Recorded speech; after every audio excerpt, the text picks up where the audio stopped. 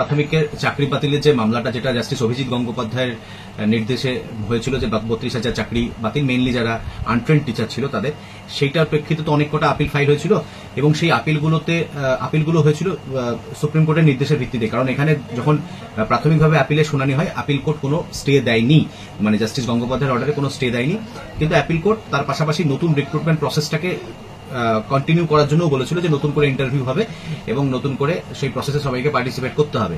এবং শুধুমাত্র একটু পরিবর্তন যেটা আপিলের কোর্ট করেছিল সেই সময়তে, সেটা হচ্ছে যে appeal court justice Abhijit Gangopadhyay salary বন্ধ করার কথা বলেছিল সেই সমস্ত শিক্ষকদের যাদের চাকরি বাতিল হচ্ছে, আপিল কোর্ট সেটার উপরে একটা স্টে দিয়েছিল।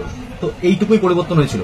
পরবর্তীতে মামলাটা সুপ্রিম কোর্টে যায় পুরো অর্ডারটার অপারেশনের উপর স্টে ফেলার জন্য, এবং সুপ্রিম কোর্ট বলে হাইকোর্টকে যে তুমি একটা ইন্টারিম অর্ডার এমন দিয়েছো যে অর্ডারটার প্রভাব হচ্ছে সুদূরপ্রসারী, এবং এই ইন্টারিম অর্ডারের ফলে যদি নতুন করে প্রসেস ইনিশিয়েট করতে হয় তাহলে তার আগে তোমার পুরো মামলাটা শুনে নেওয়ার দরকার আছে বলে সুপ্রিম কোর্টের কাছে মনে হয়েছে। সুপ্রিম কোর্ট এটাই, সেই ইন্টারপ্রিটেশনে সুপ্রিম কোর্ট মামলাটাকে হাইকোর্টে ফেরত পাঠায়, বলে যে তুমি স্টেটা, সুপ্রিম কোর্ট স্টে দিয়ে দেয় পুরো অর্ডারটার অপারেশনের উপরে এবং মূল মামলা শোনার জন্য হাইকোর্টের কাছে ফেরত পাঠায়। এবং সেই তারপরে কি হয়, বেঞ্চের পরিবর্তন হয়। তারপরে মামলাটা জাস্টিস সুব্রত তালুকদার সাহেবের নেতৃত্বাধীন ডিভিশন বেঞ্চ 11 নম্বর কোর্ট থেকে 8 নম্বর কোর্টে জাস্টিস হরিশ ট্যান্ডনের বেঞ্চে যায়। দু একবার এর মধ্যে শুনানিও হয়েছে, মাঝে জাস্টিস সোমেন সেন ছিলেন, মানে ওনার নেতৃত্বাধীন ডিভিশন বেঞ্চ। আলটিমেটলি মামলাটা এখন কি হলো, এখন জাস্টিস হরিশ ট্যান্ডনের ডিভিশন বেঞ্চে যেহেতু পরিবর্তন হলো, এখন কিন্তু জাস্টিস মান্থা সাহেবের নেতৃত্বাধীন যে ডিভিশন বেঞ্চ সেই বেঞ্চে মামলাটা হবে এবং মামলাটা ইতিমধ্যে মেনশনও হয়েছে। এবার একটা জিনিস কি, এটার অনেক কটা অ্যাসপেক্ট আছে, এই মামলাটার বিভিন্ন রকম ব্যাপার আছে। প্রথম, যাদের চাকরি বাতিলের নির্দেশ হয়েছে তাদের চাকরি বাতিলের ব্যাপার তো রয়েছেই, কিন্তু এর পাশাপাশি যারা এই ইললিগাল সিলেকশন প্রসেসে কিছু ইললিগাল, মানে এই প্রসেসে কিছু ইললিগালিটিকে দেখিয়ে বিভিন্ন কারণে হাইকোর্টে বিভিন্ন সময়ে মামলা করেছে, তাদের কাছেও এই মামলার থেকে অনেক কিছু তারা অনেক আশা করে বসে আছে। মেনলি সেই আশা জায়গাগুলো কি, মেনলি সেই আশার জায়গাগুলো হচ্ছে ফার্স্ট অ্যাসপেক্ট যেটা, সেটা হচ্ছে যে এর পরবর্তীকালে 2022 সালে যখন, মানে 2022 সালের নভেম্বর মাসে যখন প্রত্যেক ক্যান্ডিডেটের টেস্ট স্কোর এবং সাবসিকুয়েন্টলি তাদের একটা কম্বাইন্ড স্কোর যখন ব্রেকআপ সমেত পাবলিশ করেছিল পর্ষদ, তখন অনেকেই এরকম দেখানোর মতো জায়গায় ছিলেন যে আমরা তাদের থেকে বেশি পেয়েছি, মানে হচ্ছে এই এমপ্যানেল ক্যান্ডিডেট যারা সেখানে চাকরি করছে তাদের থেকে আমরা বেশি পেয়েছি, আমাদেরকে কেন চাকরি দেওয়া হলো না, এই বলে তো অনেক মামলা হয়েছিল যেগুলো সাধারণতভাবে আমরা কাট অফ মামলা বলে জানি।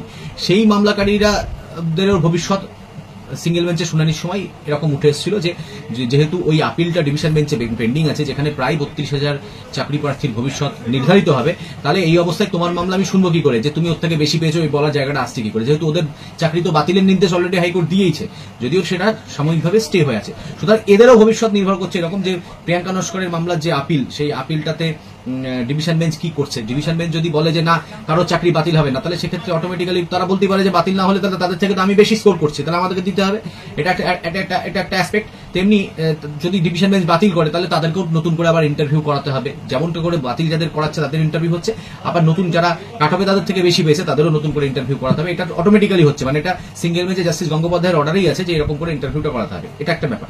দ্বিতীয় ব্যাপার হচ্ছে প্রচুর ক্যান্ডিডেট 2014 টেটের ওএমআর মামলাতে এখনো পর্যন্ত আটকে আছে, মানে তারা 2022 সাল থেকে প্রচুর মামলা হয়েছে এই পয়েন্টের উপরে।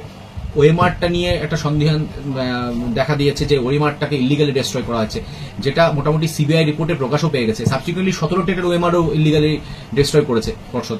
এবার সেই ইস্যুগুলো পেন্ডিং থাকা অবস্থায় যদি নতুন করে ইন্টারভিউ নেওয়ার নির্দেশ ডিভিশন বেঞ্চ দেন, তাহলে সেক্ষেত্রে তাদের কি ভবিষ্যৎ হবে, তাদের একটা গ্রিভান্স আছে যে আমাদেরকেও তাহলে সেই ইন্টারভিউতে তাতে কনসিডার করতে হবে, যেহেতু ওএমআরটা ইলিগালি ডেস্ট্রয় করা আছে, হয় আমাদেরকে তুমি কোয়ালিফাই ঘোষণা করো, নাহলে আমাদের অথেন্টিকেটেড ওএমআর এর কপি দাও। এমন কিছু ইস্যু আছে যেগুলো সমস্তটাই কিন্তু প্রিয়াঙ্কা নস্করের এই মামলার ভবিষ্যতের উপর নির্ভর করছে।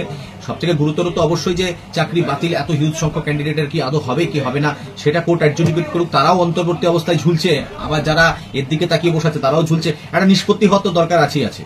তো এই হচ্ছে পরিস্থিতি।